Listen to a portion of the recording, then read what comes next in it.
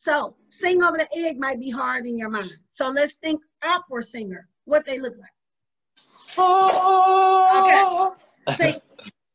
Love sometime. Love sometime. Oh, that's the one. That works better in your mind. Right down. It feel like it went deeper though, like my whole voice. It didn't get deeper. It got richer. It got richer. Remember, and I am. It got richer. That's what happened. That's your real voice. Write down opera singer. O-P-E-R-A. That one seemed to make more sense in your mind. So we're about to see in a minute. So go. Opera singer. Good.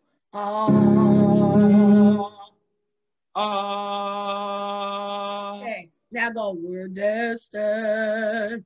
We're destined. Thank you. That's the clear one. To love sometime. To love sometime. Like an opera singer. We're destined to love. You see, you wanna put your Michael sound in there. We're destined. I'm like, what is